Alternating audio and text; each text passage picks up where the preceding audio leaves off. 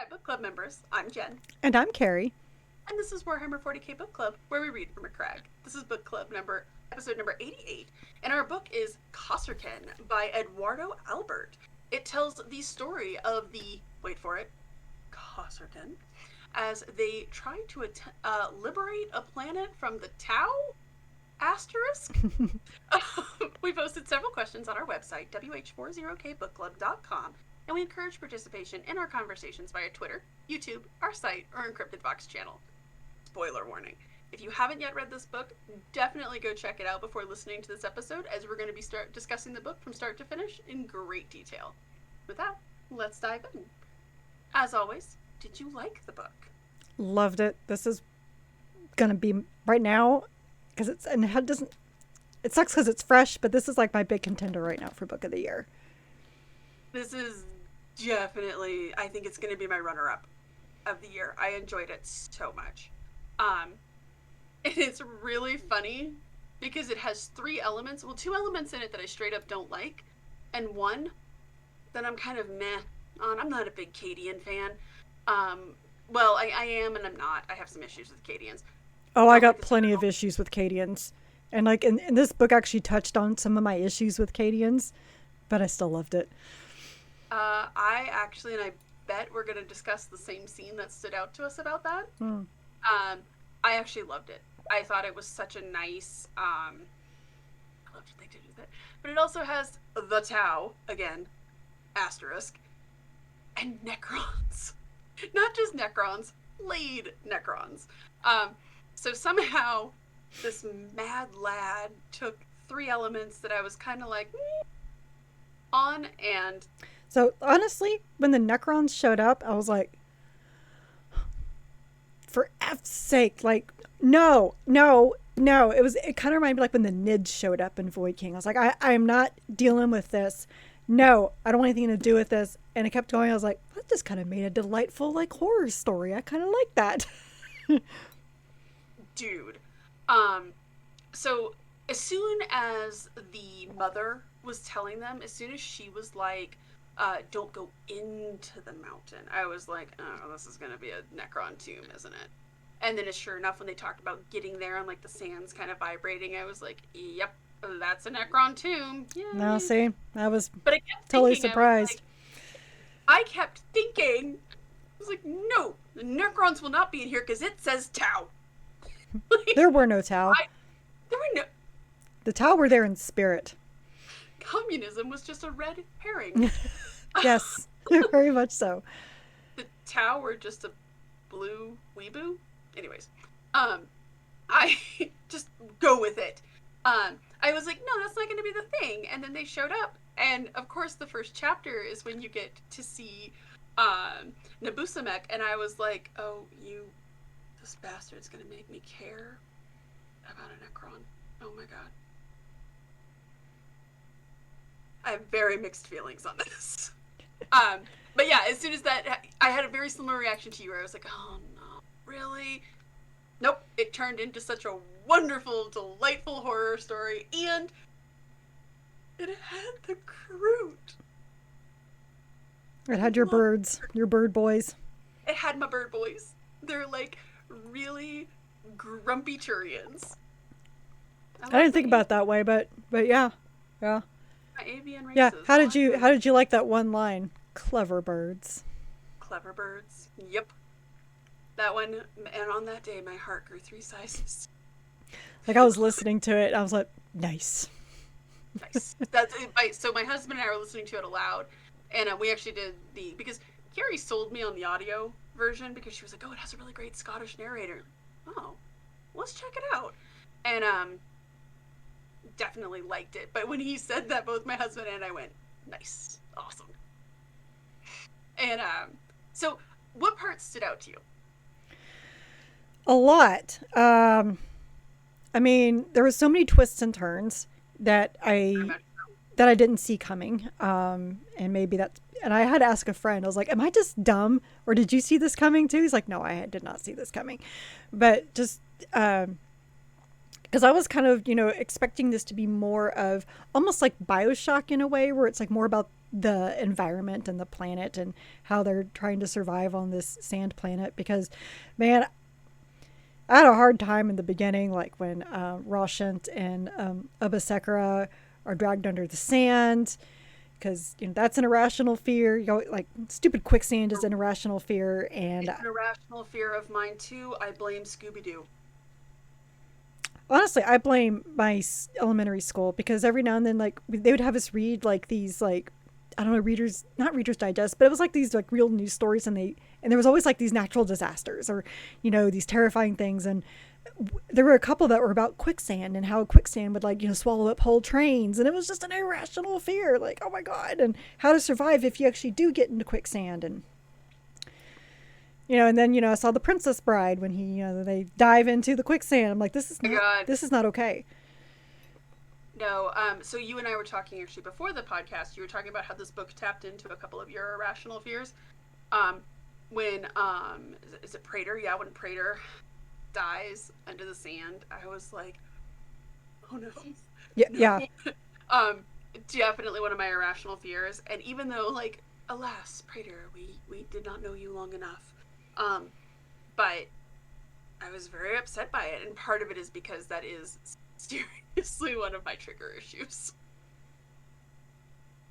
Yeah, that was the book had a lot of nice little horror elements like that, and that Yes. was one of them. Yes, I mean, And then, yeah, yeah, I go ahead. mean, there's really like nothing I hated about it, because even when I was like, I hate the Necrons and I hate this, I can't believe they brought this in there, and it turned out to be like really, really good. The book, kind of like, oh my gosh, the Nick Heim book, Knights of McCrag. Like, it kind of felt like it was in two parts. So the first part, the horror story, was the planet, and the second part was when they're trapped in the mountain with the Necrons. And it just was kind of funny, because Knights of McCrag, also the second part was with the Necrons.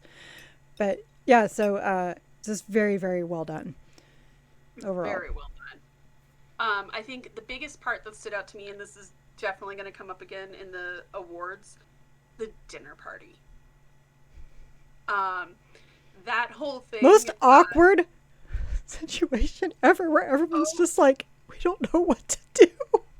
I could not help it though. Like, I kept imagining the dinner party from Rocky Horror Picture Show. Oh, Like, I kept imagining Nabusamek as, like, Dr. Frankenfurter.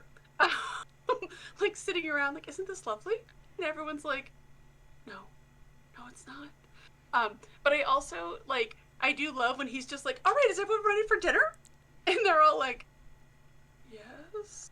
actually, Like, what it kind of was reminds. such an absurd scene. It goes around the horn to being, I mean, like, it's absurd in the best of ways, right? Right. Like, oh So, my god. actually, what it actually made me think of, like, a comparable dinner party, is from, I think it was the latest Secret Wars from Marvel. So this was like a while ago.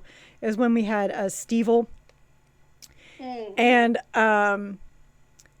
Hank Pym, who's also, merged with Ultron, like, basically, like, kidnaps a whole bunch of them, like the enemies and the good guys, to have dinner. And he's wearing an apron that said "Kiss the Overlord." And he's basically forcing them to eat and talk things out, which is, kind of not really what comic book characters do. But that just kind of reminded me that, like, no one wants to be there. They're so awkward. No one knows what to do or say. But they also know that the host could kill them at any minute. Oh, like when Obasekra, when he sits up, and they're like, and was standing at his full height. Yeah. He came to the Necron Lord's chest. Like, this person wields tremendous power. And he's like, I was dead. I know I was dead. Like, that chronomancy though. It, oh my god. And so that dinner party scene, yeah, definitely prepare to hear about that in the awards ceremony, because that scene, like, that hit so many of, like, my check boxes. oh my god. And when Czech couldn't eat, and they're like, you need to eat, and he's like, I can't, like, he's been poisoned by something he ate. This is Oh, amazing. when he goes, kill me, and no, and Nabusamek goes, well, the food isn't that bad. And he's like, no, no, no, No. he's been poisoned by something he ate, and he's looking at him, he's like, oh, I see what the problem is. Like, it's no big deal. It's because remember, Nabusamek even thinks he's like, oh, it's the scarabs in his belly. Oh, well, I'll just fix that. Like, I know he's gone, but the fact that that doesn't even phase, no pun intended, that No, doesn't even phase him. He's just like, oh, take care of that anyways. And I love that Czech is like, thank you. Like, doesn't know what to say. yeah. None of them do. His response is like, I'm in your debt. And Nabusamek's like, well, of course you are. You're one of my explorers. He's like, duh. Oh, but you The have whole the best manners. the scene is so wonderful because it's already weird that you have the guard cooperating with the Kroot. Not unheard of, but, I mean, not super common either. And they're being entertained by a Necron? Well, I think it was one of those situations like, if we're going to get out of here alive with these flayed ones, because even the crew were just like, no, no, no, no, no, no, no, no, no, no, no. We want Oh my nothing to god, I do with love the this. whole conversation when they first find the flayed and they're like, can we eat it? Like when they're like, oh yeah, the guy got killed. Oh, we need to go eat him. No, no, no, no, no, no, no. No, the flayed got him. Well, can we eat those? Nope. I He's mean, like, yes, but also no. right? He told him, he's like, never. You can't eat these. Never. Necrons are not food. Please don't eat the Necrons. The other thing that I have to mention about this book that I love, so one of my favorite things, and if Eduardo Albert is listening to this, please know that I mean this in the highest compliment. It's going to be a weird comparison here, so bear with me. Being a woman of a certain age, as a teenager, two movies I really liked were Clueless and 10 Things I Hate About You, which of course are just modern retellings and respinnings of Emma and Taming of the Shrew, respectively. I really like when stories, books, movies, whatever, manage to take like a classic piece, use it as a diving off point, and then bring it into a time or a setting. So like the beginning of this book, I was like going through the Dune checklist, right? I was like, oh yes, mystical substance that basically runs the entire world and they use it for things. Yeah, check. People with blue eyes who have a mystical connection No, to cerulean. cerulean. It's a wonderful word, by the way. Mm-hmm. Like, check, right? It's very dangerous for the outsiders. Check. There's like these mystical, weird creature things that live under the sand that they control. Yeah, check. And then it changed. And then it was like he took it in this whole other direction. And as you said, it goes from two parts of like this planet is trying to kill us because it's inhospitable, to the demented robots are trying to kill us.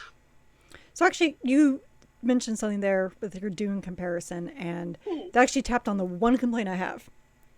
I feel like we didn't have any resolution or anything with the Assad. We never got to see what it was. Like, I was kind of hoping that maybe that was going to be the thing that, took the Kroot or whatever in the end. But we just know it's there, and then nothing comes of it. That was like a little disappointing. I think a lot of it, one of the things that my husband and I were talking about when we got to the end of the book, is I was like, what's really interesting about this, and we're going to talk a lot more about this, life just kind of goes on. Like, okay, you just had this bizarre adventure, all of this craziness, all of this weirdness, and life just goes on. You still got the planet to deal with, you still got these people to deal with, the tower's still out there for you, like, okay, right. What next? So let's talk about Obasekra as a character, as a leader. Did you like him? Was he good? Which every time the narrator said his name, I was like, Obisanya? No, Obasekra. I kept saying Obadiah. Oh. Very different. Well, any Ted Lasso fans out there will get that. But I did. And at the end, I was like, if they kill him, I am going to lose it. I was going to riot. My review for this book would be wholly different if he would have died. Especially when when they talked about him not seeing the The wire, the the filament. wire, Yeah. the filament, when he didn't see the monofilament, I was like, don't you dare. And they just took his foot off. And then when the bolt pistol blew up and they talked about him getting the shrapnel, I was like, don't you dare. It was like they were trying their hardest to kill the guy, you know. They really did try, I but they mean, gave it a college try. I mean, like the quicksand, the Necron. The guy's hard as nails, man. Yeah. Well, I mean, it's the Kasrkin, right? I really liked him though, and I think this was a scene that probably grabbed both of us. I do like when Praetor died, and they were like, we're Cadians, we don't leave people behind. And Obasekra says, we did on Cadia. Like, yeah, we do leave people behind. Don't be asinine. And Cadia stands. Right. Now we focus on the here and now.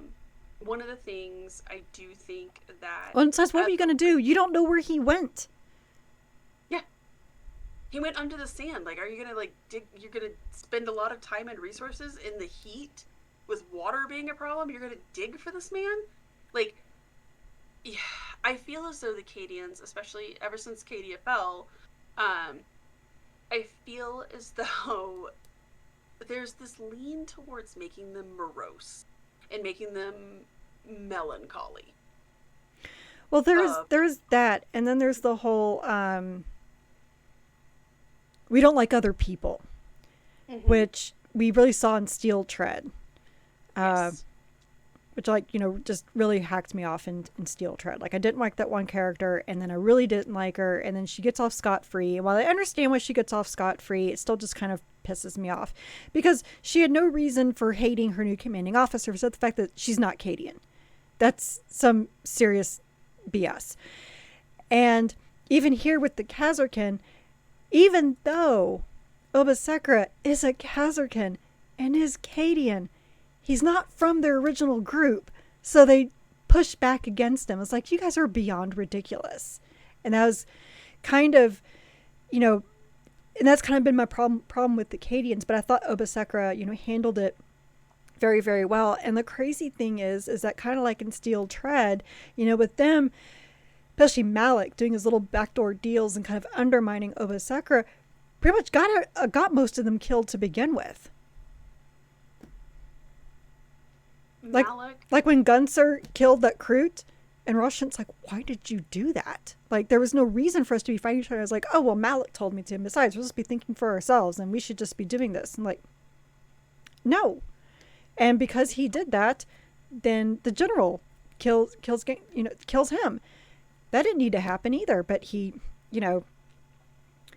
So. But he had to because that's his ticket out. And well, we'll definitely talk more about that. Right. But I'm saying, like, if he hadn't shot that Kroot, then he wouldn't have been killed. At least not right then. No, exactly. Because, I mean, you know, Yessa basically, he's not unreasonable, right? He's just done with the Imperium. He's just done. And he just wants to get out of there. And I will say that as soon as they were like, but why would a general be flying out in that area in the beginning of the book? I was like, because he's defecting to the Tau, obviously. And then we meet him, and I'm like, oh, well, shoot, maybe I really misjudged this character. And then, like, you keep going through the book, and I was like, oh, I think he is defecting. I don't think he's defecting. See, I did not see that coming and then when he defected, I was like, all. Well, right. But he was more reasonable about it than I expected. It wasn't, okay, I'm killing all of you guys because I'm defecting. He was more like, look, I don't want to kill you guys. I just don't want to be part of the Imperium anymore. But he wasn't a bad guy. He was just done. His timer was done. And I understood it. And we'll talk a lot more about that whole thing. But I liked that Obasekra, he was disappointed, but kind of like, he was probably the most respectful of the characters, right? He respected the natives' way. He respected the Kroot's way, right? When Czech is like, okay, we're going to sit here and we're going to do a duel. All right, okay, we're going to do a duel. Like, there's honor in this, right? He was just a very respectful character, which I thought made him a good leader, but maybe he needed to be a little tighter handed with the Kasrkin.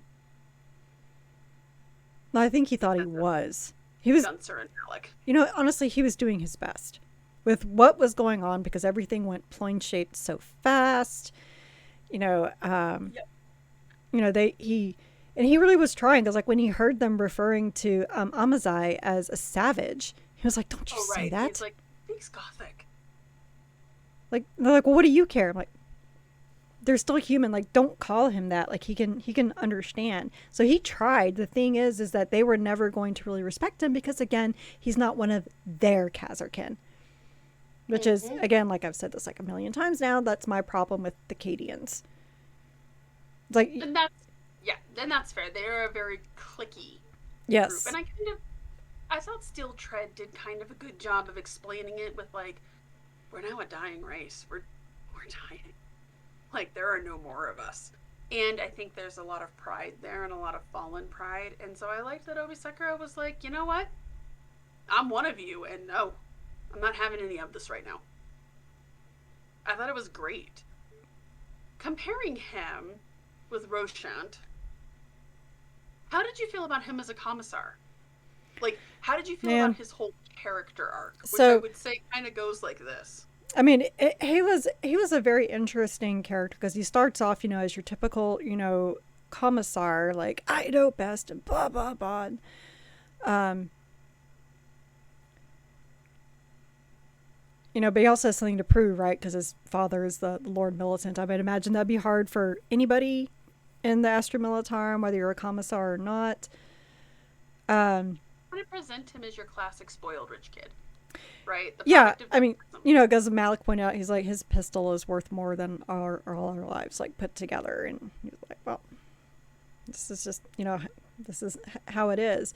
But I like, Roshan, he started to come into his own, and I thought it was kind of funny because they would, call him a coward. And he was acting like a coward, but it was really funny because I kept thinking about Caiaphas Cain. But he always says he's a coward. And Caiaphas Cain says he's always looking for escape exits, but when he needs to do something, he actually does it. And Roshan has to be like encouraged to go do it.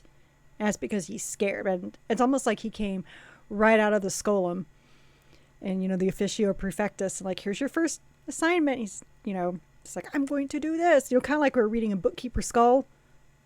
First assignment, fresh off the block. We're going to do this way.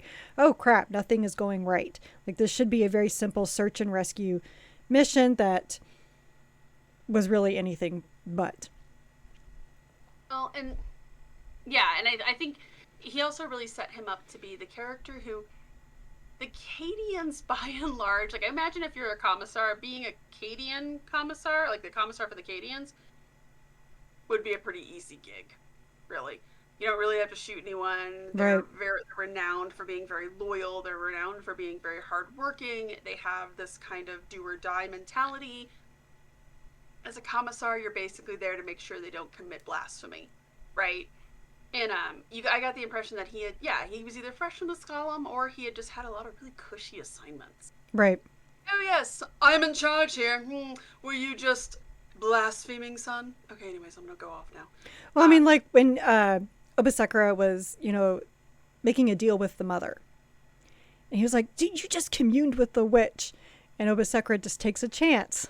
He hadn't read all the debriefing materials and makes up on the fact, oh, well, then you missed on page 100 where they said the Inquisition over 100 years ago already made a pact with us and blah, blah, blah, blah, blah.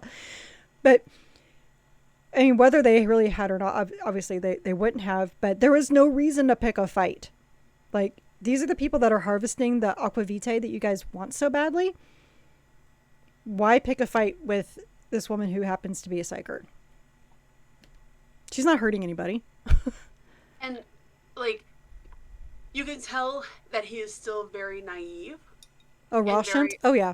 Yeah, and very idealized, right? Well, we do not suffer the witch.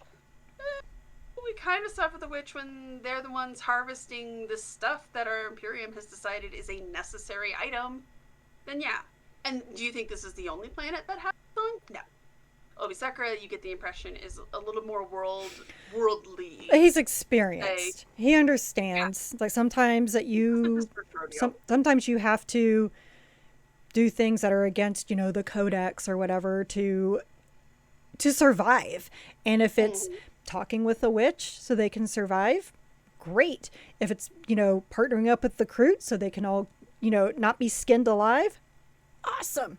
We're going to do this.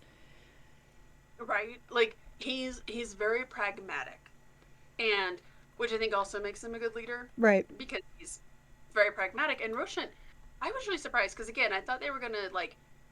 I had a, I felt as though he was gonna be your classic spoiled rich kid, product of nepotism. And one of two things is going to happen. Either he's going to reveal himself to be a coward and die horribly, or he is going to essentially try to wrestle command away from Obasekra or Obasekra and be like, oh, okay, yeah, this is where, like, I'm taking over now, you're unfit, and then that's going to become a source of conflict. And that's not what happens at all. Yeah, it was kind of nice. It was very nice, actually. Talk about subverting expectations. And Well, he does sort of just, especially with that scene where Malik is like buttering him up and talking about how, you might have a target on your back. And it's like, oh, no, none of my men. But, we don't know about Obasekra. Just kind of planning that scene. I was like, what is Malik doing? Is he like obviously trying to get rid of Obasekra, but is he going to do it like through the commissar? So, like you said, like with the commissar being like, all right, that's it. You're not fit. This guy's been talking to my ear and I'm listening to him. So I'm going to make sure that you're dismissed or whatever. exactly. That's exactly what I was expecting to happen when that scene happened. I was like, ooh, but what is your angle here? It has to be just to kill Obasekra. And I liked that that's not what happened. And I like that, yeah, in the end, I like when Malik, right? When Malik's just like, you weren't going to kill him. Come on, don't worry about it. I'll go kill the crew. We'll be done. He pauses, he struggles with it, but then ultimately he kills Malik. And I do like when the mother tells him that, compassion is not, or mercy And is not only not. that, but he kills Malik to save the Kroot, to save Yes. the Xenos. Because and that's where he grew when he realized we don't need to kill the Xenos. They haven't done anything to us. Right. And the Kroot occupy a very interesting space in the Warhammer 40k universe because they are Xenos, and ergo we do not suffer the Xenos to live. However, they are kind of that true neutral group. Oh, 100%. Like they buddied up to the Tau because the Tau utilized them as trackers and snipers and warriors, and okay, great. And they like that relationship, but they're not like die-hard Taoists, right? They're just kind of like, this is a mutually beneficial relationship to us, but they're very mercenary. Right. And so, And we saw that in Caiaphas Cain as well. yes, and that's in the Blackstone Fortress series, Yes. um, by Darius Hinks. He's got a Kroot friend. The Kroot are they're just they're one of the more interesting Xenos races, I think, in the 40k universe. So I joke a lot that I just love my bird people. I really just like them as a race. And you're absolutely right. When Roshan is like, no, you can't go and kill them. Like, we've been through so much with them.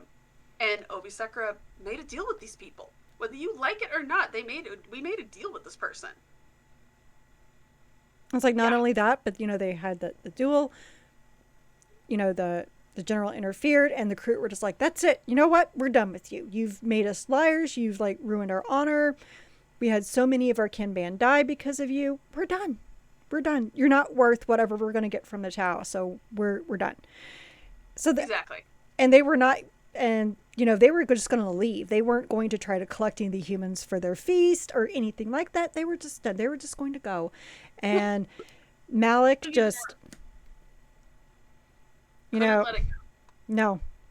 Well, Just couldn't let it go. because I mean, Malik's like, I know best. That's how he was with everything. Like telling Gunsler to go and yes, scrag them when they come up. Oh, which does what? Like you guys were using them very. You're gonna scrag the Kroot that's actually climbing up the walls to see where all the enemies are. Like that's not very smart. No, it's just in general very dumb. Like, they have proven themselves to be valuable allies. And look, you guys don't have to be best friends. You're No, not inviting them to your Sanguinala feast, but you guys can cross like ships here. You can acknowledge that what just happened here, what happens in the tomb stays in the tomb, Right. and we're just gonna go our separate ways here. Like, this has been a crazy day. Their death literally serves no purpose.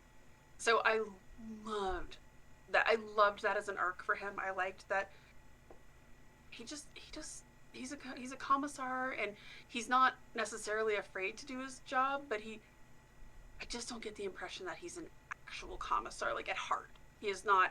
I don't think he necessarily has the heart to be a commissar. Although maybe now he does, now that he's killed Malik. Right. So what did you think? What did you think about the Kroot? What did you think of Tech in general, as a character? Did you like Tech? Did you like his group? Did you find the whole alliance interesting, compelling? Oh, absolutely.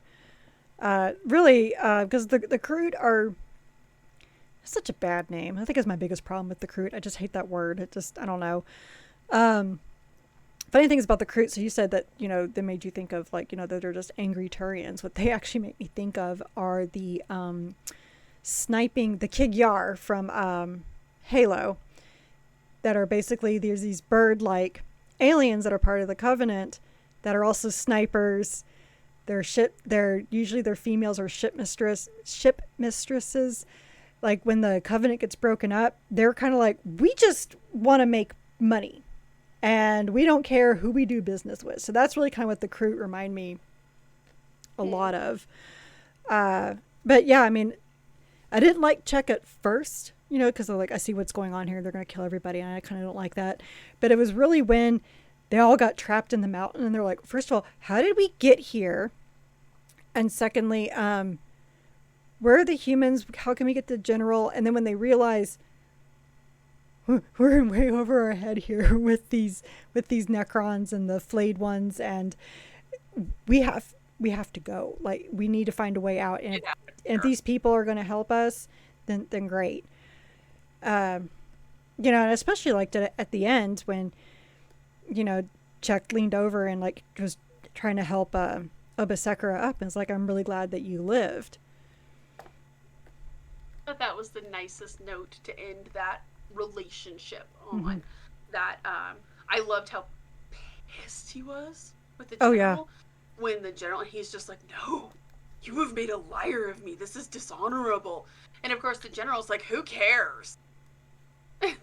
You maybe should have read your briefing packets a little better on the Kroot, because that's like serious to them. They are definitely a warrior caste, and they are one of the things that I always like about alien races, and this isn't all science fiction.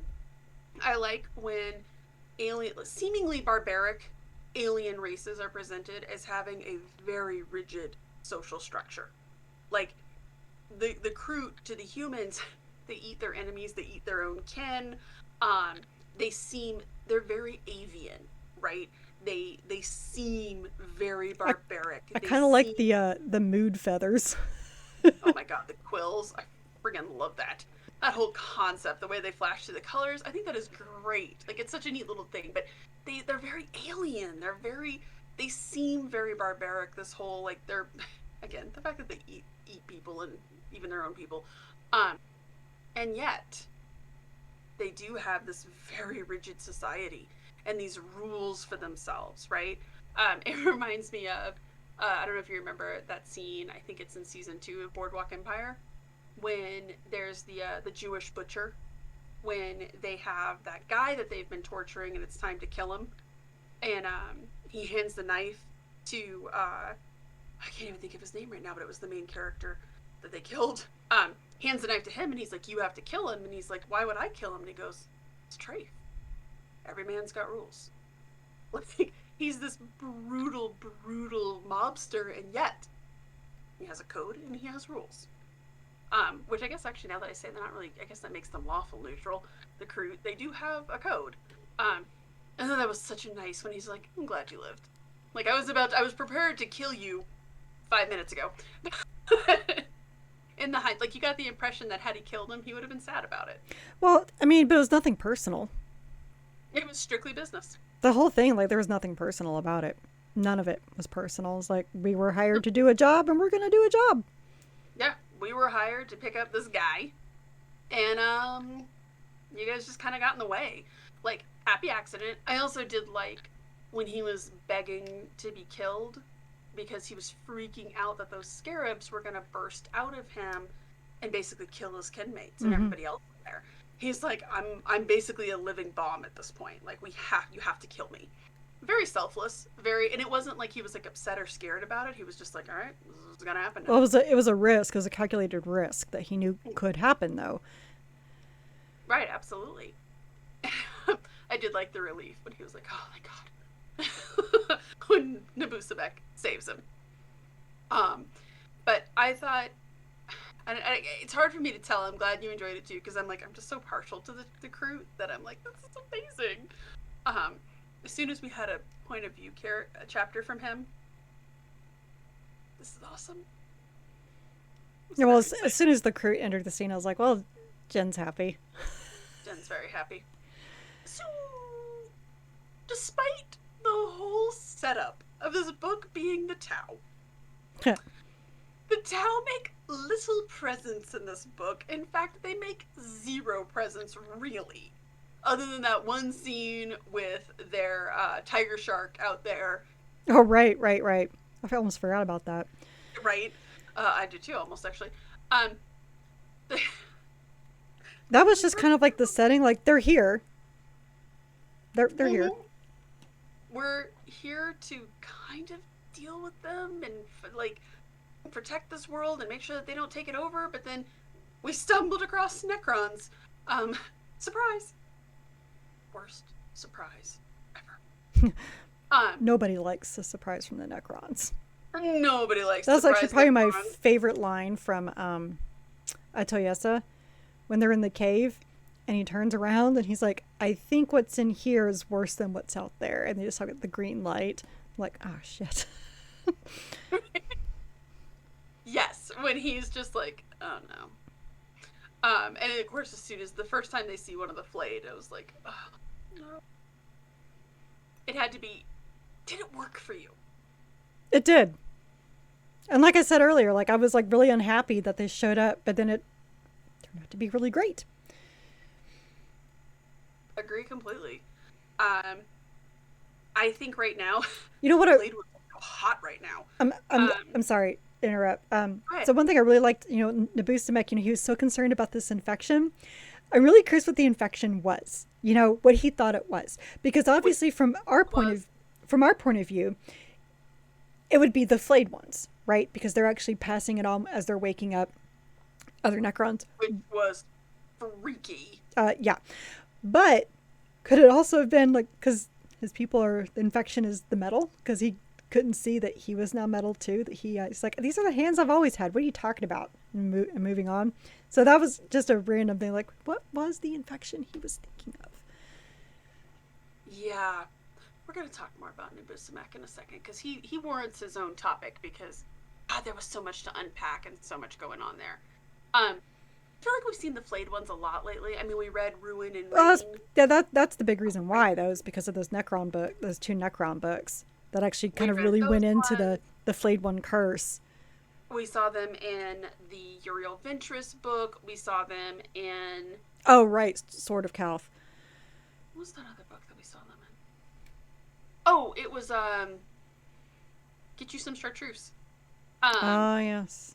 Yeah. Well, we've seen them a bit in the last year, I would say. And, so when they first appeared, I was like, oh, God, not again. But I thought it worked very well. I still have my Christmas present of the totally normal Ultramarine that a friend sent me. Our friend Ross is a troll of trolls. Like, he's the boss level troll. All the other trolls have to fight him. Yeah. And we love him for it.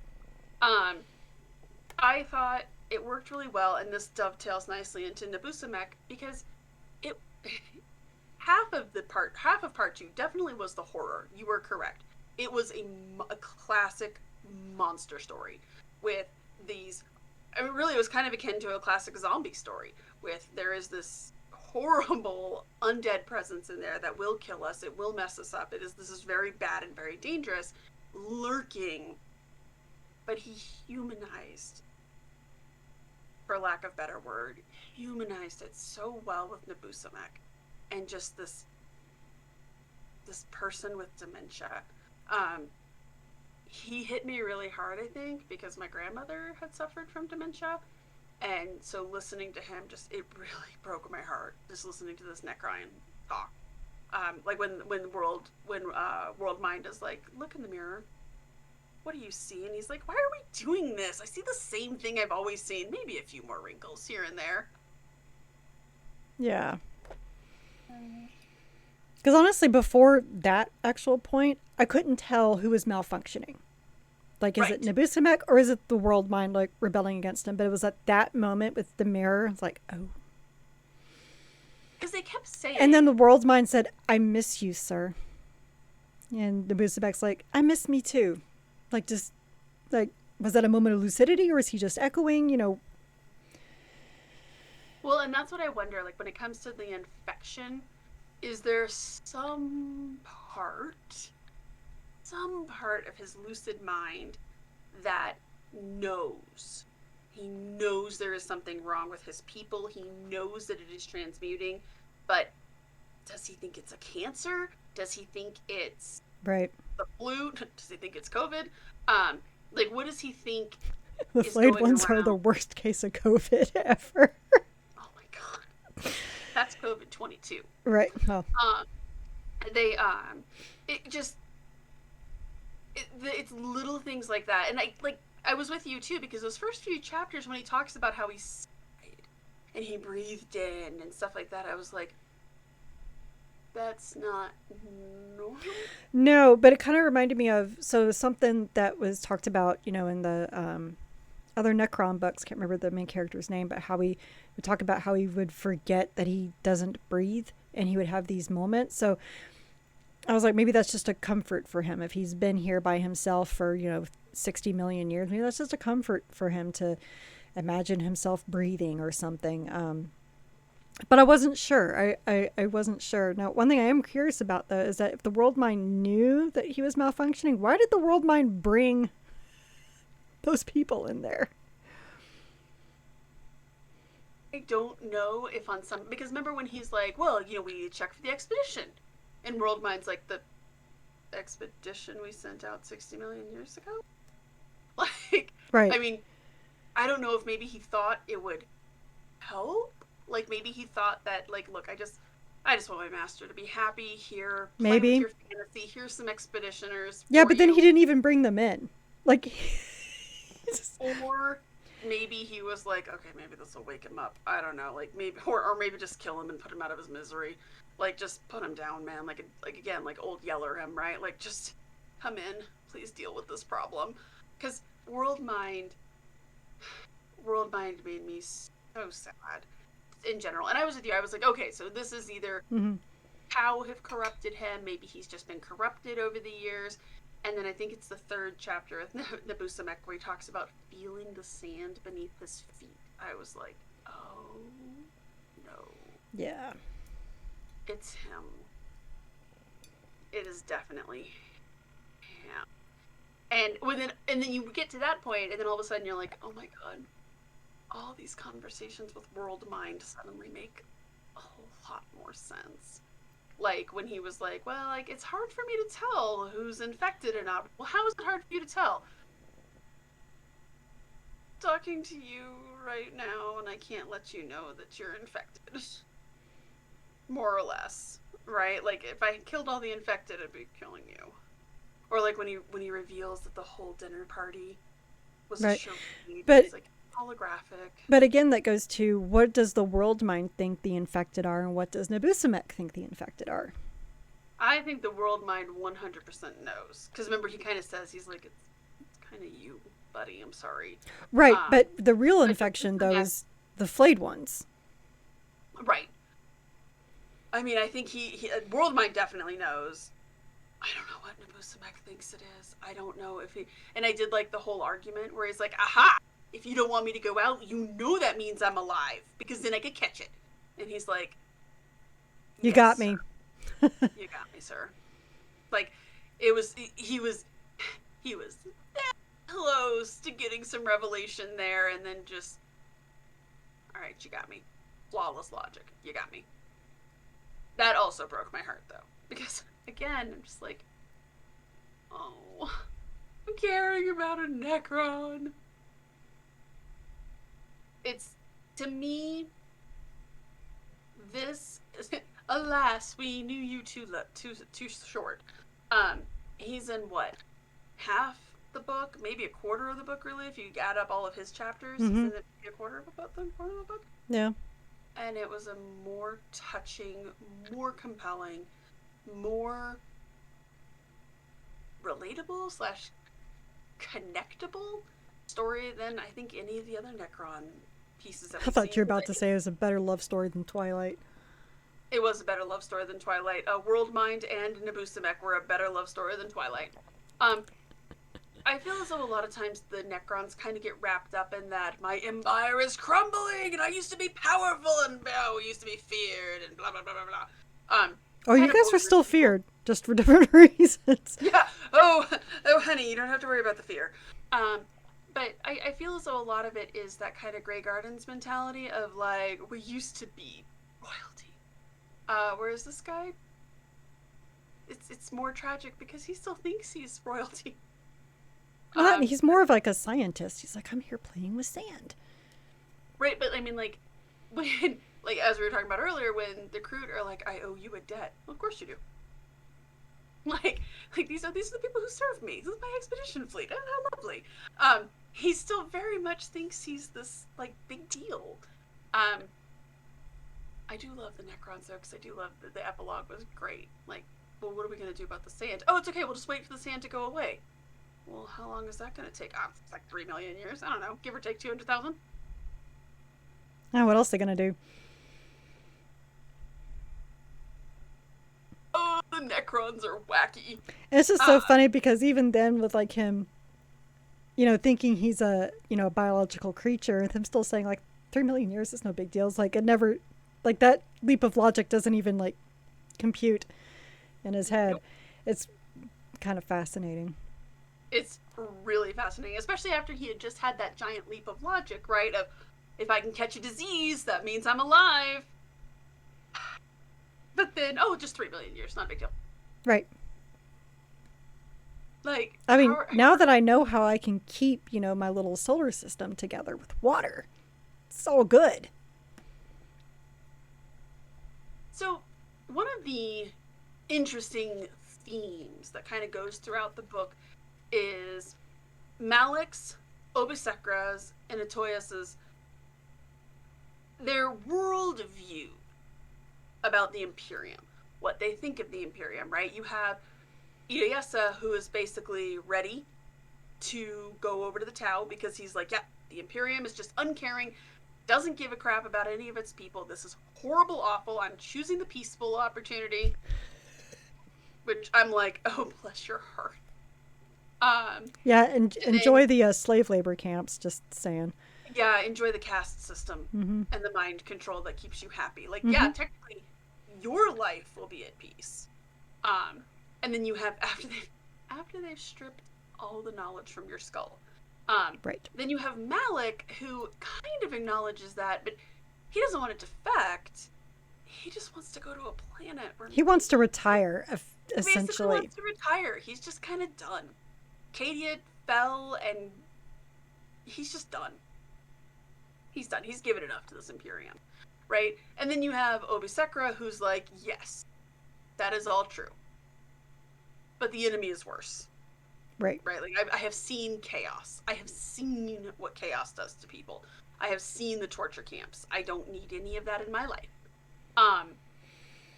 So, first off, do you sympathize with Malik and Itoyasa? Like, do you... I mean, yes and no. Okay. I understand why Itoyasa is, you know, tired of it. But at the same time, that doesn't excuse defecting to the alien race that's going to enslave you. And that just shows your own ignorance on that.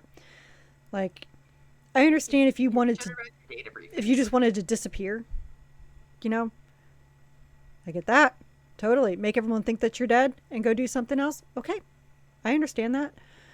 Fake my death so I could just Right. basically Malik, right? Like, look, I'm just gonna either get reassigned to a planet, or I'm gonna escape to a planet, or I'm gonna fake my death. I'm gonna do something. Right. And Malik, I understand why he does feel that way, but he didn't have to be such an asshole over everything. Fair. Like, Well, yeah. Go ahead. I was just gonna say, like, why can't you be cool about it? Like, I totally understand. Yes, I understand you're buttering up to, Roshan because you want to become his bodyguard on some cushy planet somewhere, and that totally makes sense. I get it. But you didn't have to make him think that maybe Obasekra is been hired to kill him. You didn't have to start rousing the troops to report to you and not Obasekra under the guise of he doesn't, we don't need to burden him with y'all's petty.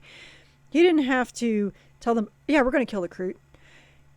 There's all these things he didn't have to do, and he could have played it cool, and then I wouldn't have had a big problem with him. But I was not sorry that he died. No, I was not either. I felt as though he was a kind of sympathetic character who was using that sympathy to bad ends, right? Like, oh, I lost my wife and my child on. It's like you said, very sympathetic, but then you're a selfish prick about it, and that's kind of where I draw the line. Like, and you're causing more problems. Right. You're causing like a needless death and needless violence, which is kind of funny, I guess ironic, because on one hand he's just like, yep, I'm done. My planet's dead. The Imperium doesn't care about us. They just keep throwing us at all of this danger. They waste our lives. They waste all of this. It's just terrible. I don't like it. I want to retire. All valid points. All valid points. And yet, to get to said retirement, you are just needlessly killing people and wasting resources. Right. So, like, are you any better than the Imperium? You say you want to leave? Right. Like, you want to do this? Totally get it. Totally get it. But do you have to make everybody else's lives miserable in the process? Like, you don't know what they want. Maybe they're fine, staying where they are. You don't know. Or because I know that he doesn't know, because otherwise he would have been a little more free with his thoughts with the men, but he didn't tell them because they're all still very dedicated to the cause, whatever the cause is this day. On some level that it was somewhat shameful, and he misjudged Roshan, right? Like, oh yeah, come on, we'll go together. It'll be awesome. Because he pegged him as a cowardice commissar, which is like only like he's like, well, because you're a coward, and no, I'm not. Yeah, you are. Like you misjudged, right? And it's also interesting because he like, oh yeah, I'm just doing this. You know what you're doing is shameful and wrong and bad. Exactly. Which, like, it's no better than what the general is doing. Exactly. At this point, although at least I guess you still wanted to stay as part of the Imperium, you just wanted a cushier job. Adiesa, yeah, I just, and I know that it's because the Imperium keeps people so ignorant, and they just kind of pick up pieces here and there. Like, I was actually surprised that Obasekra, like, he knew quite a bit, actually. And he refused promotions because he was like, no, I'm going to be with my men. Yep. And I liked that. I thought that was interesting. But Adiesa, yeah, like, you're going to go be part of a caste system, and yeah, you're gonna live a peaceful existence, but that's because the fire caste is the one that's out there fighting all of the wars and all of the fights. And how do you think they get all these planets? Yeah, some of them it's bloodless, some of them they show up. Right. And one of the really funny things is when he was talking about how he's like, oh, they would never just sacrifice an entire planet because they didn't want to admit that they had made a mistake. We've read books where they do exactly that. Yeah. I'm just throwing that out there. Like, they also believe in breaking some eggs to make an omelet. Yeah. Just that mind control is a hell of a drug. Well, that And and all you hear about is the greater good. Oh, it's a communal system. We're all doing like this thing to better ourselves. Yeah, well, that's cute. That's cute. yeah, exactly. I mean, like You're again, like making it's things we're the all greater good making for the things royals. exactly. We're all making things better Right. in a very strict caste system, and you Right. can never rise above your caste because you're not Tau, Nope, and that's that's your one of the first other strike. things.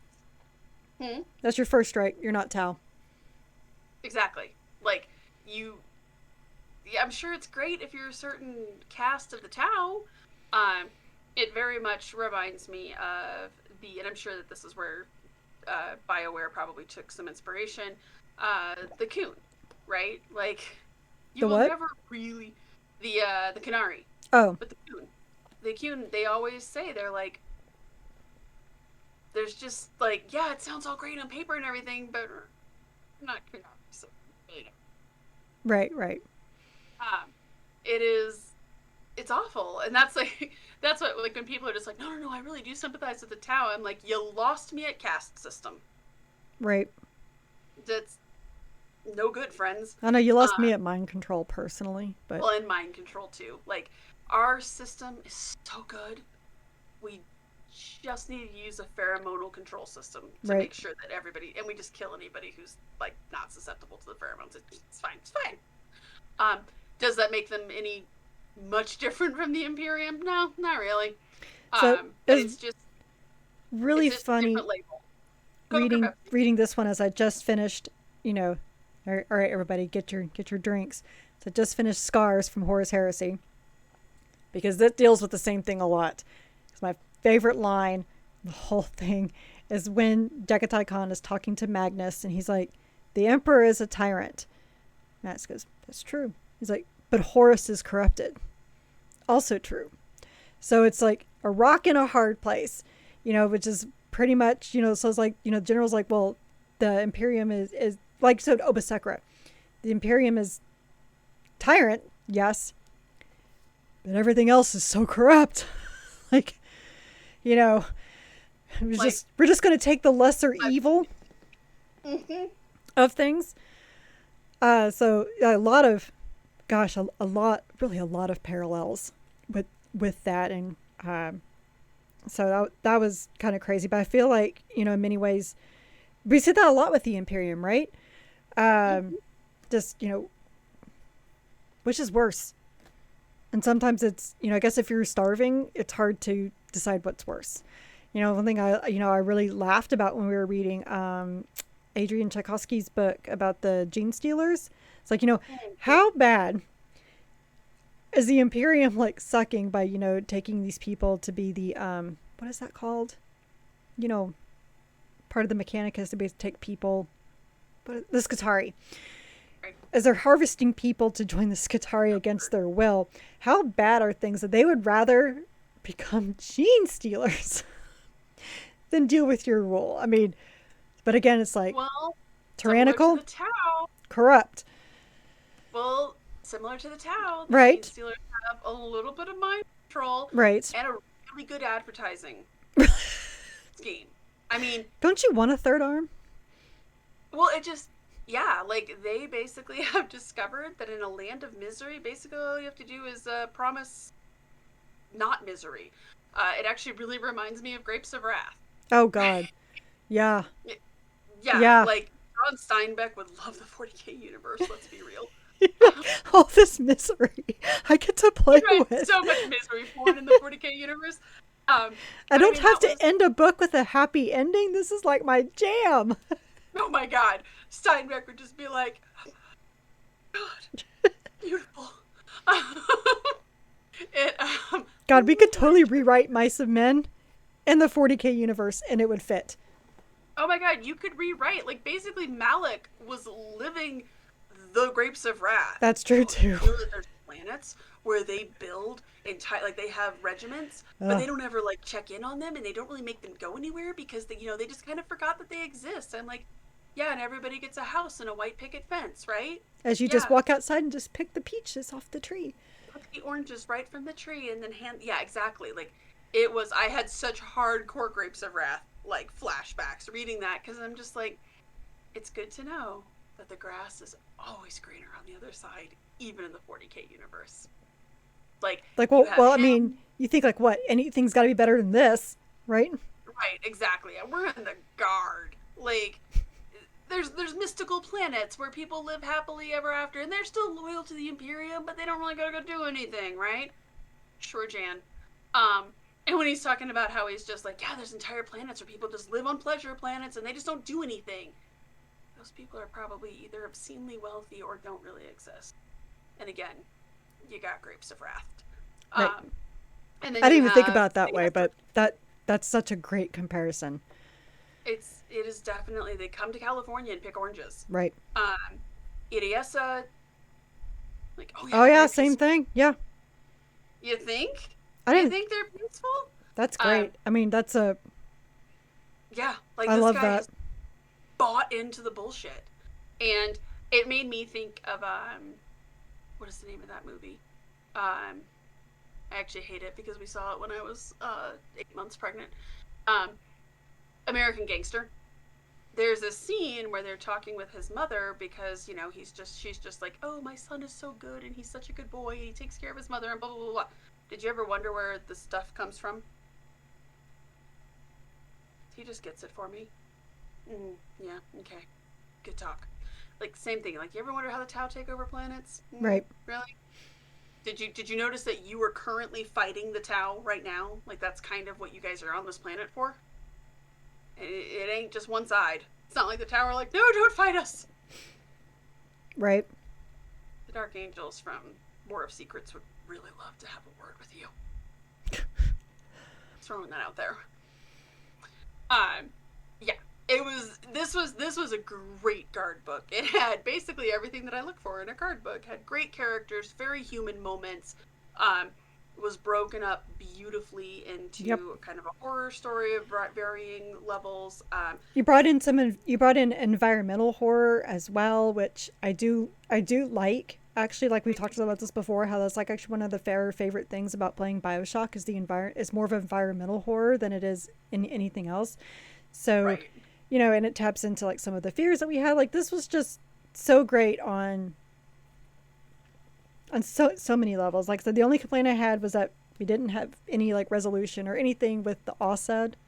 We just know it's some great terrible beast that Amasai was like, it surfaces. That's it. Like, which I liked. You know what? But again, it's like, do you remember when we read Steel Tread? They get to they get to the end, and there's that one Chaos Space Marine, right? Who's like, and this is my plan. Cut away because our characters aren't listening to that, and then it gets destroyed, and that's basically it, right? Like, it's the life of the Guard. Oh, that's future us problem, right? right. We got It's out of just fighting the players, and now we got to deal with the town. No, I mean, I totally get that. I, that I this agree is with you. I was too kind of like, oh, but I wanted to see that. But on the other hand, that wasn't their lot in life. This book. That's next book. I hope there's a next book. You know what? Because we still got the Tau to fight. Eduardo Albert is definitely one of my new favorite authors. Oh yeah. The Black Oh yeah. Library. I mean, Second book of his that I've just loved. yep. Mm-hmm. Totally Fun agree. characters. 100%. Like, Similarly. my gosh, he's a great character writer. This was great.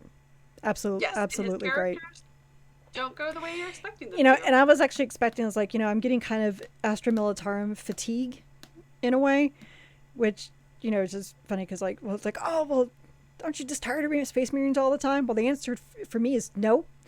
But not only that, because they were Cadians, it's like, I'm really not looking forward to this book. And this just exceeded all expectations. And I had a great time. I felt like the only reason I listened to it was for our drive down to Thanksgiving and everything. And I even went walking a couple of mornings just so I could have time to listen to this. And I almost like went like, if it hadn't started raining, I might have gone like another mile just so I could keep on listening. But yeah,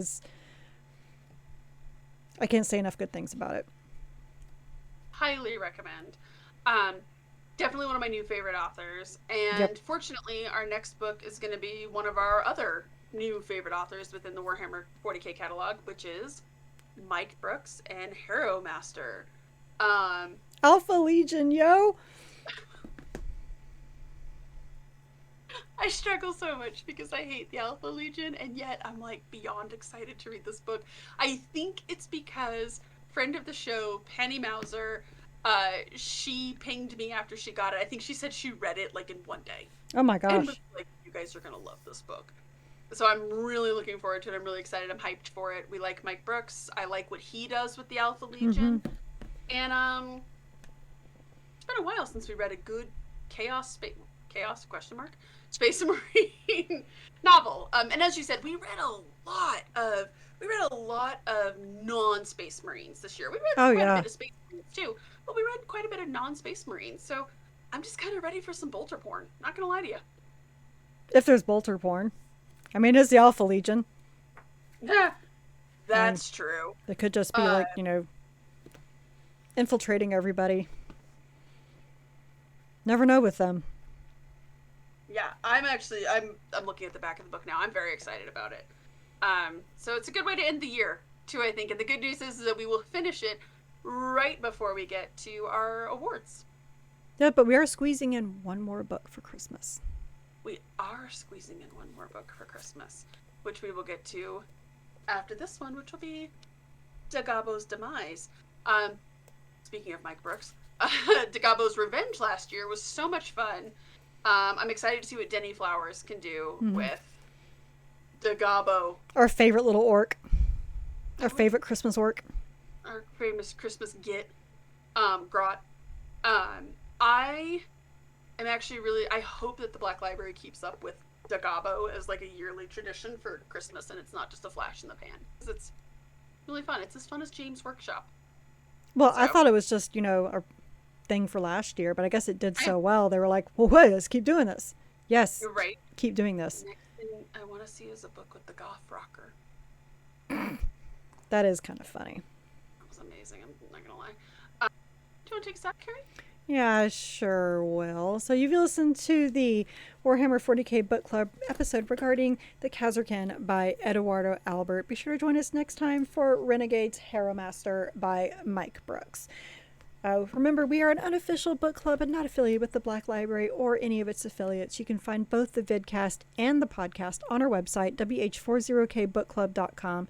If you like this episode, please like, subscribe, give a review, and all those good things to the vidcast on YouTube or the podcast on anywhere you get podcasts. Our site also has articles about our adventures in reading other Warhammer 40k books and short stories outside of the book club books, so please stay a while and read from a crag. I'm going to sign out by saying get you some cerulean. To some scaly boys. I'm so sorry. No, you're not. Good night, everyone. Good night.